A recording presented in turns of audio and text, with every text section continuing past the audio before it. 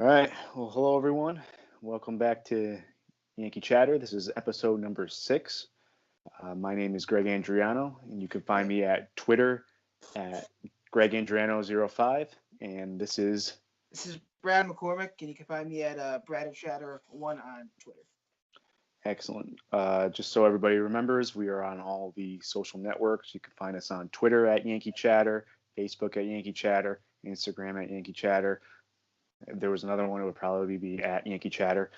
We're also on iTunes. You can search Yankee Chatter. Surprise, surprise. But all of our episodes are up there right now. So if you've missed one or um, just finding us for the first time, they're all there. Same with YouTube. Everything's on YouTube. So please join us, subscribe, comment, tell us what you think, all that fun stuff. But we're here for you too. Yep, baseball season is also here, so things are heating up. So we hope that more of you want to listen to our banter here about baseball and the Yankees. And yeah, this is the time to do it. This is the exciting time. Yep. Like Brad said, that means spring training is officially underway. Pitchers and catchers for the Yankees reported to George Steinbrenner Field on February 13th. That was Wednesday. So all the excitement starting. Here it is Sunday. Regular position players are starting to report. The first spring training game for the Yankees is next Saturday, February 23rd, 1:05 p.m. at JetBlue Park. They'll face their big rivals, the Red Sox. Who's starting? We don't know yet. I would assume it'll probably be a couple young guys. They don't usually have the big guys start right away. So there's that. The first home spring training game is 2 days later on Monday, where they'll host Toronto. So let's just dive into what we expect from what we can see happen during spring training. Yeah, so like you said, the bigger guys won't really be in right away, but they're all reporting. So going into some expectations, Aaron Boone's now in his second season as manager. He got a lot of criticism for the first year. I think more than he was warranted. He did win 100 games. Most people think it's because of the talent on the roster, but again, Joe Girardi won a World Series in 2009, one of his first seasons, because he had all that talent signed that season. So I think a lot more eyes are going to be on him this year. Doesn't really have any excuses. He unfortunately plays in the toughest division in the sport. I think he does have to deal with the Red Sox and Rays every year. And the American League as a whole is a little bit more tough, I think. But I don't think he did as bad of a job last year as people think he did. I'm kind of an Aaron Boone guy. He gets a tough rap for last year. He does. Just because they got eliminated in the division series. It's not entirely his fault. The Cards just didn't fall their way, and they faced a really good Red Sox team. And right. What are you gonna do? And all the talk he had about not winning division, maybe questionable bullpen dealings towards the end of the season. In the end, they got to where they wanted to be the whole season. They wanted to be in that divisional series against the Red Sox, and it happened. So either way, either the Red Sox won the wild card, or the Yankees won the wild card. Either way, that series was going to happen. So he got there. They just didn't win the series. And to be fair, really, there was one game where the Yankees were purely overmatched. It was the blowout game. Every single other game, they had a chance. They had a shot to win the game. They had the tying run at the plate. So that series was not. I mean, they were not overmatched in any sense other than that blowout game. So what do you think this year? Do you think this year's World Series is a bust for him, or do you think it's That's tough. That's tough to say. Yankee fans are tough. Yankee fans are very tough critics. I mean, as you see on Twitter every day, they criticize every little move that Boone does or that Cashman does. So it'll be tough. I doubt he'll lose his job after this year if they don't make the World Series playoffs. No, I don't think that playoffs. I don't know. I would say we're gonna have Aaron Boone as Yankees manager for the entirety of his contract. I don't think it's going to be World Series or bust. The expectations are higher. They get better every season. I would say for the Yankees to not make a deep run in the playoffs would be a very big disappointment to everyone. It would be. They let Joe Girardi miss playoffs twice in his career as the manager, and he actually, ironically, only that wasn't retained after he made the deepest run in the playoffs Yeah, we've seen for which quite was some time. a big since the World surprise. Series.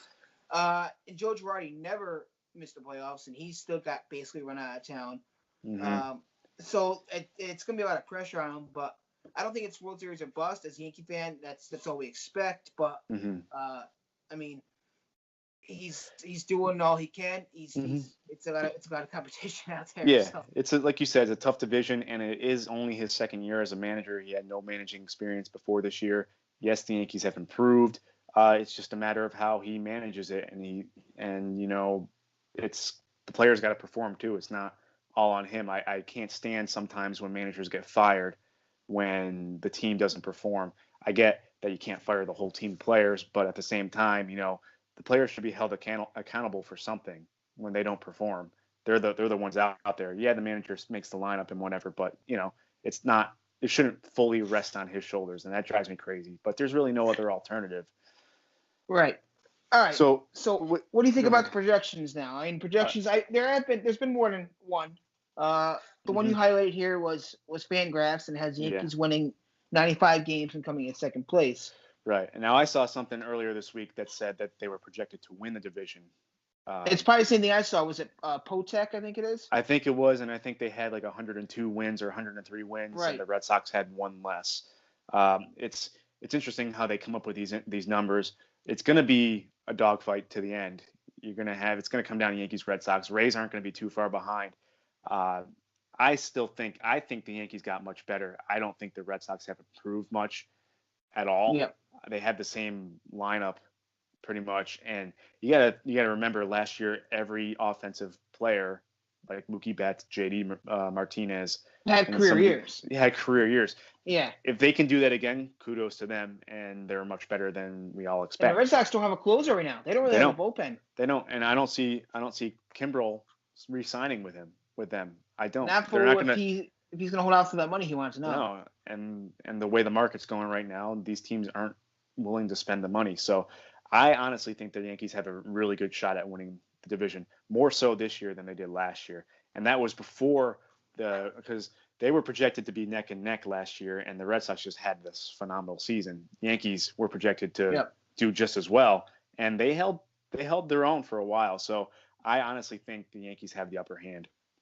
Well, if you look at the rosters, the Yankees, they improved from last year, and I think the Red Sox took a step down. The only question is how big the effect not having Didi is going to have on the Yankees. That's the biggest question. Because other than that, if Didi's there, then yes, Yankees by far made the best acquisitions, had the better offseason. But losing him's huge. Yeah, and we'll get into talking about that in a second. Let's just kind of go through the list here and say, well, what competitions do you think there will be in spring training? We know one's definitely going to be first base. Yeah, that's the main one. After what happened last season, So right now it's Voit, Luke Voit, and Greg Bird. And for all Gregs out there, please, Greg Bird, have a good spring.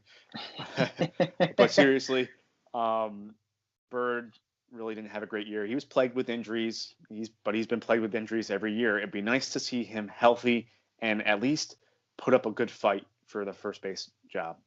It's just nice to me that there is a competition at first base. It's been a long time since there's any really excitement at first base for the Yankees. If you go back a couple of years, maybe it was 2 years ago when Greg Bird had that ridiculous spring, he was going up against Tyler Austin, and he won and he earned the job, but there was a competition. So maybe this will light a fire under Bird, and he'll play with a chip on his shoulder, and he'll work to earn his job back. He's not going to be giving it to him. It's not going to be given to him. No, I think they're done doing that. And no, you can't anymore. He hasn't proven that he can hold on to it. But if you have someone there that can, start a clean slate. Last year was last year. Let it go. All you Bird haters out there, get over it. All right. There's a lot of them. There are, and he's going to be with the team whether you like it or not. So whether or not he's starting or coming off the bench or in AAA this season, you should be pulling for him to do well. You shouldn't be rooting against him. That's not what a good fan is, in my opinion. I love Luke Voit. I like just look. He's got that all-American boy look. He goes out there. He plays with emotion. He's great. But as a fan, for the team's sake, you need to be rooting for Greg Bird right now to win this position because of the fact that he's a left-handed bat in that lineup. Because they don't have many, especially with Didi out. So Didi gone, as a fan, yeah, the best thing for the Yankees team right now, offensively and defensively for that matter, even though Bird's not the best at defensive first, he's better than Voit. You want Greg Bird having a great spring and beating out Voit for that first base spot. So don't count him out. He showed up early for spring training. Actually, Voit did as well. A number of Yankees showed up for spring training early. I would too. But is there a better thing in the world than going to spring training? if I were a pro, I'd be there 2 months early. I wouldn't even go home. But seriously, Voit has shared a couple of videos this offseason of him working out, and people are giving this narrative that Greg Bird's not doing anything this offseason. Greg Bird's not on social media, and probably for a good reason, because of all this complaining about him not playing well and doing stuff, and Luke Voit is. So I fully expect Greg Bird to be better, to be much better than and to have a good spring. Let's hope. So don't count him out, and that narrative needs to go away. If he starts playing like crap, then maybe it's time to move on from Greg Bird. But Luke Voigt's got to perform as well. He doesn't have this thing in the bag either. He had a great half of the season when he came over from the Cardinals. So he's got the favorite right now. But he could come back in, and he could have been a fluke. He could be just as bad as Greg Bird was last year. And then. Yep. And then I just want to see all the haters then. I'm on Greg Bird's. I'm Team Yankees, not Team Bird or Team Voit. I want to see both players do well. I want to see whoever ends up with the job to have actually earned it. That's where I exactly. Yeah. All right. So the other position that we have to talk about is shortstop, right? Because we just mentioned how Didi's gone for till probably August, maybe All-Star break or after. Right. So it's Tulowitzki, and it's Tulowitzki's job to lose right now, and the only person he's really could lose it to is himself. Yep, he's got to stay healthy. He's got to stay healthy. He's got to show that he still has the bat speed. I think in his workout that he held for all the teams defensively, everyone said he looked great. It's just, can he still hit like he used to, and can he stay in the field? Well, it's interesting because I think the reason he looked great was because he hasn't played in a year and a half. Yeah, right? That helps. So that's going to give your body a little extra juice. But you're right. He has to compete against himself. He has to be able to stay healthy. He has to be able to not only stay healthy but perform. If he doesn't do either of those things, he might be out of a job, and you might shift Glaber over and have LeMay. That's why they signed LeMay. Exactly. Because he's a second baseman, and Torres can play both middle infield positions. So. Yes, I think on opening day they looked to have Tulowitzki at short and Torres at second, and LeMahieu, I guess, on the bench, even though he's supposed to be a full-time player. He's a Gold Glove infielder. Right. He won Gold Glove last year. And the other option too, you can also throw LeMahieu in on the first base race too, because he has played first base before. So if neither guy really shows much at first in spring, you can see LeMahieu there too. And if I would also throw him at third. I know he hasn't played much because he was with the Rockies, and Arenado held that position down. But he did have a few games there, and because he's such a good defensive fielder, defensive player, obviously he's whatever. He can probably play any position, especially if he's a middle infielder. He could probably play any position. So I think Tulo is going to be okay. I do. I think he's as well going to be playing with the chip because he's got something to prove. And he's playing for his favorite team that he grew up loving. So he's doing that, and he wants to prove to everybody that he can still do it. So I think I don't know if he'll be the shortstop come June, but at least he'll be opening day shortstop. Yeah, right. And then we'll see how long. And it's only a league minimum contract, so they can always cut him. And the Yankees are built for this too. They're built for him to fail. As they a have safety the backup. net, they have the depth. They do. They're not built for him to fail. That's a poor choice of words on my part. But they're built so that in case he doesn't perform, they have what it takes. Technically, Torres was a shortstop coming up from the minors. He was. So it's just the Yankees that moved him to second because that's where they needed him at the time. They had Didi. Yep. Well, with Didi, you're not gonna take him out. He's become a fan favorite, and I wouldn't be surprised if the Yankees try to extend him and Hicks, even though I could do without Hicks. But speaking of the outfield.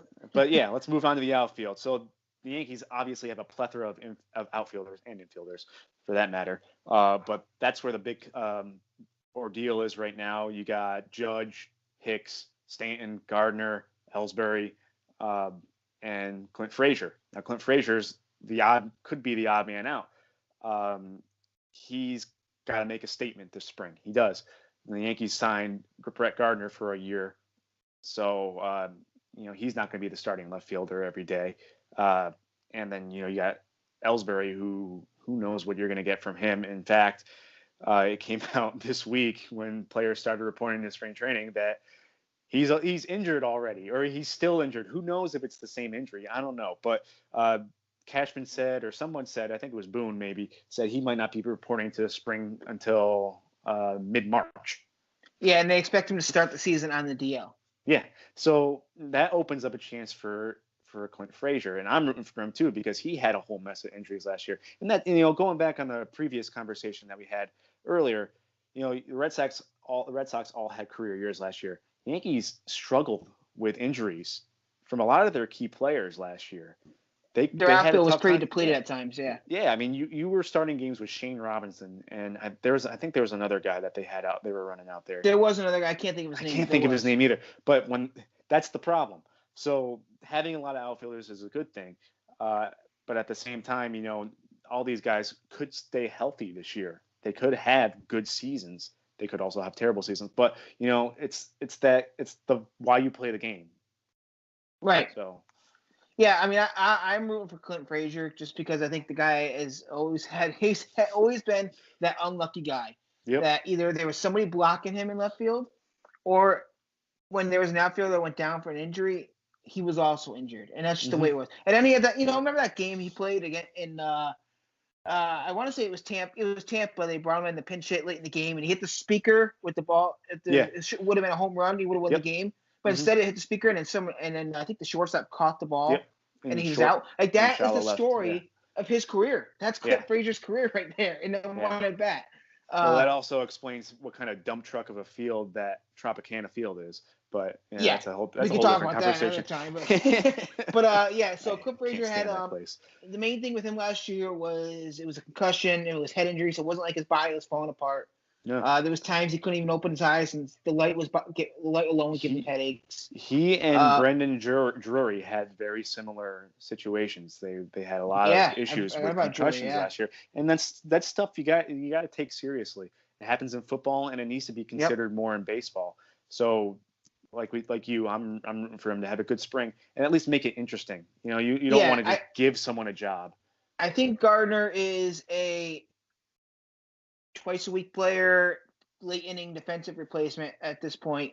I think Stanton, you could see an outfield of Stanton, Hicks, and Judge, but I think they'd rather have Stanton or Judge being DH every day for defensive purposes. Mm-hmm. And then, like you said, Ellsbury, he's done for whatever time. So I think this is Clint Frazier's the winner now, and it's exciting that I think he actually has a fair chance of getting it this time. Mm-hmm. And if he can prove himself and he can show that he can play, then, I mean, can he play center field? Who knows? But this could give him an opening or give the Yankees insurance for in case they trade Aaron Hicks, or Aaron Hicks, because he's a free agent after this year, elects to go someplace else. The Yankees already have the depth because it doesn't seem like they're going to get Harper, as I've read today that the Phillies are intensifying talks with him. But, it's something new every day with that nonsense. And we won't focus on that. Listen to that.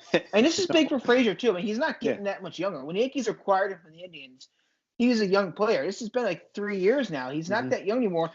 Teams already didn't want him. Like, the Yankees offered him in a trades to Cleveland for pitching, and the Indians didn't want him back because they're just so worried about the injuries. So this is actually kind of big for him that he makes a team. So it seems to be a recurring theme. The Yankees have a lot of guys that were injured last year, Sanchez being one of them, and then the players we already discussed. So these guys have to prove their worth. We went into last season with all these expectations of Sanchez, Judge, and all these young guys having monster seasons. And, well, they didn't because they got hurt. Berg, too. Right. So I would expect the Yankees to be coming with a chip off their shoulder. And I know I've said this a lot this episode, but they got stuff to prove. If these players, if the Yankees are even going to consider starting to extend players because they extended Severino, then these guys need to prove it. You're not going to want to extend Sanchez if he has another season where he bats under 200. You're not going to No. want to extend any of these guys if that's the case. And none of these guys are going to want to go to free agency in the way No. things are going right now either. Exactly. And that's bad for the game. But that's where we are right now. And you don't know if there's going to be a strike. So these players are playing for a paycheck to pay the rent. Yeah. Sure, to pay the rent. Yeah, I'm sure they're really struggling with that. Pretty much, right? Yeah. It's exciting they have these competitions though, because I mean last year spring training, the only competition there really was for that fifth starter job, and maybe Frazier in the outfield, because everyone knew that Torres was going to start the year in spring training. Second base was Neil Walker's, So well, Tyler Wade actually won second base out of spring training. You're right. He did. Tyler Wade did. He did. Well, either way, we all did, knew and that was because. Spring, so you and I there was an exchange on Twitter earlier this week where the Jays are keeping Vlad Guerrero Jr. down until that day where he gets an extended year or an extra year of service. And the Yankees did that with Torres last year. Now he didn't really help his cause because he had such a terrible spring, and Tyler Wade actually had a pretty good spring. But that's a big deal in baseball right now. These guys are playing their butts off and playing really well and deserving of getting a start out of spring training in the big leagues. And the club is flat out just saying, nope, we're going to keep him in the minors so that we can get an extra year before he can go to arbitration and go to free agency. And that's ridiculous. I think it's smart. I mean, it's only like a month. It's smart for the team. It's not fair to the player. And I've been seeing a lot of players on Twitter actually voicing their opinions on this and how it's ridiculous, because if you prove that you can play the game and you can hang in the big leagues, or at least are worthy of it, then you should be given the chance. It's not fair to the player. But you're right. It is very smart on the team, because if they are a prospect and they do pan out, you want to make sure you have them for that extra year, because once that price skyrockets, a lot of these, especially these small market teams, aren't going to pay the large market teams. They're not going to want to pay for it. So. Yep. All right. But before we get into quick projections, I just want to go back to Ellsbury real quick. We said he's not going to be there till mid-March. This definitely hurts his trade value. If he had any to begin with, if the Yankees were on the verge of trading him, this definitely destroys that right now. And if he's on the DL to start the season and doesn't even come back to the middle of the season, then you can forget about him being traded. And the Yankees, I wouldn't be surprised if they cut him. No, I agree. If the Blue Jays can afford to cut Tulowitzki and that money, the Yankees can afford to do the same with Ellsbury. At this point, no one's going to trade for him. People threw around the whole Cueto trade for him, bad contract for bad contract. But now with Ellsbury not even coming to spring training because he's still hurt, it's just what team in the right mind would want to take him on? Right, and so then you fall into the whole Tulo, like Ellsbury could do the Tulo thing again. He could work out for teams next year, and he could be brought on at league minimum. Yankees will still be paying him, but teams would be more willing to take a risk on him than if they were to trade for him and trade for his massive contract. So, we're at the point of this episode where I kind of wanted to do a little quick projections. And then maybe we could check back on this later in the season. I might write this down so that we can see how we do. But it's interesting, and I always do this with Brad and a couple of our other friends on opening day to see like who gets the first hit and who scores the first run and whatever. So I kind of want to do this with just taking a guess on like who's going to be the opening day starter, and I think we're both going to agree on this one. But yeah, let's go ahead and start. So who do you think is going to be opening day starter? All right, opening day for me, it's still Severino. It's his ball. It's his start to lose, and unless he has an atrocious spring or gets hurt, I don't really see him going anywhere else. Yep. So I agree, Severino for me. If for some reason he has a terrible spring or gets hurt, I'm going to say Tanaka, but definitely Severino. Opening day first baseman? I'm going to go with Greg Bird here, just because I think he's got the chip on his shoulder. This is his last chance for the Yankees kind of give up on him. The Yankees need a left-handed hitter, so I think the Yankees themselves are kind of rooting for Bird. I'm going to go with Bird. Okay. I'm going to surprise you here. I'm going to go with Luke Voit. All right. I like it. Just because I want to mix it up a little bit. I'm rooting for Greg Bird, but I have Bird. I want Bird, but I have a feeling that how spring plays out, it's going to be Voit. All right. we all know Sanchez had a lousy season last year, played with injuries, and he still managed to hit a lot of home runs. Can we expect a big season from him this year? Well, I guess it depends on what you say is a big season. I expect him to be much, much better than last year. I don't know if he's going to get back to that ridiculous start that he had when he first came up, where he was just hitting bombs every day. Then let's put a number on it here. 250. I think he's going to be yes or no. 250, 25 home runs, 80 RBIs. Yeah, I'll take that all day for Sanchez this year. Okay. I think he's still going to be an above average catcher. He's going to be in the All-Star game, if you ask me. Okay, I agree. I think he's going to have a big bounce back season. I don't think he's going to hit 280 like he did 2 years ago, but I think he can definitely put up some power numbers and definitely do better than he did last year. Yeah, I think last year was a really humbling wake up call to him because he had never struggled before in his career. Yep, and then if you've seen him lately, he looks more motivated, and he looks ripped. I mean, he leaned out and he built himself up. So I'm excited for him. Hopefully that makes him a little bit more agile behind the plate. No more exchanges with him and Severino about blocking balls in the dirt. All right. Which player will hit more dingers, Judge or Stanton? I'm still going with Judge. Not that Stanton's not going to hit more. I think he might hit more than he did last year. But I think when Judge is healthy, this is third or fourth year in the majors now. I think he's comfortable with all the pitchers.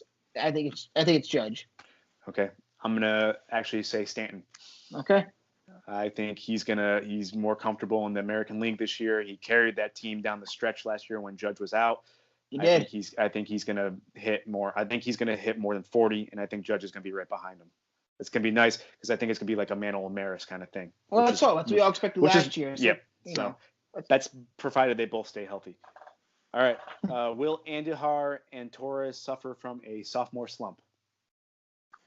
I had to think about this a little bit. I think I say no, just because I think they're both, Torres especially, are very well polished players all the way through the minors. Andujar, I have more questions about than Torres, but I think they're still going to be consistent. I think they're still going to be above average players this year at their positions.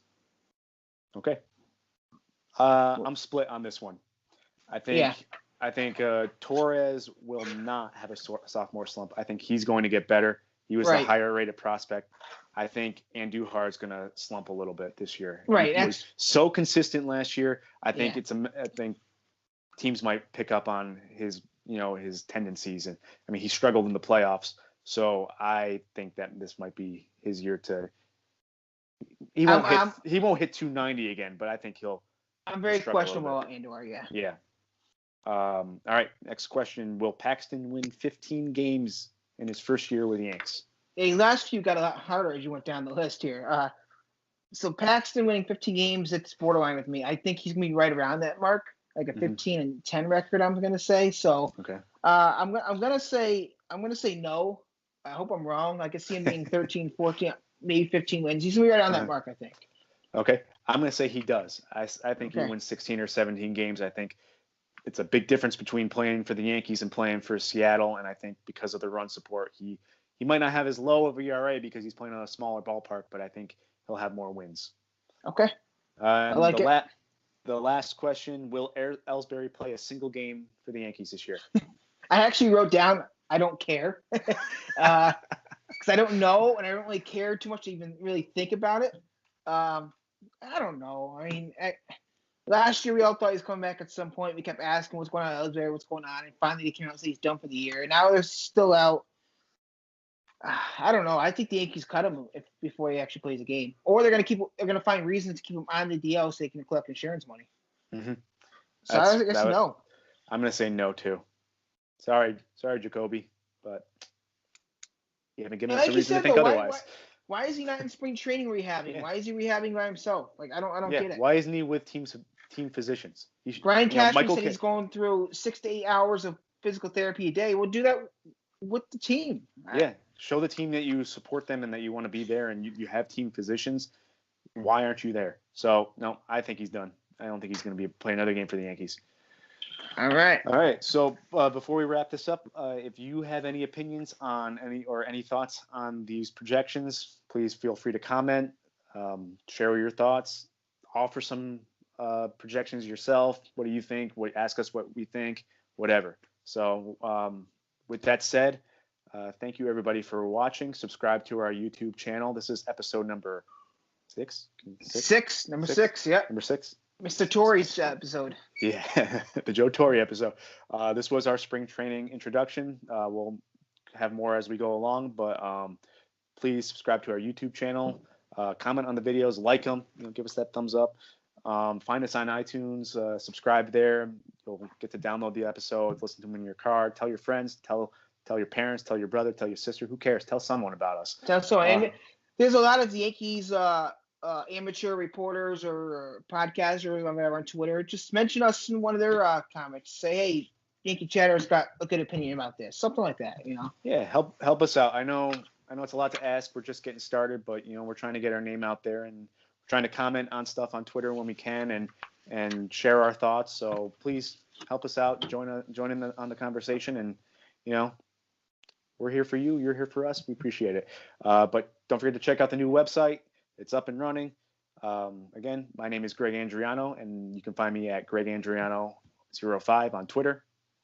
Yeah, and I'm Brad McCormick. Find me at Brad Chatter 1 on Twitter. And again, thanks for putting up my ugly face and listening. Likewise. Have a good one, and we'll see you soon. Go Yanks.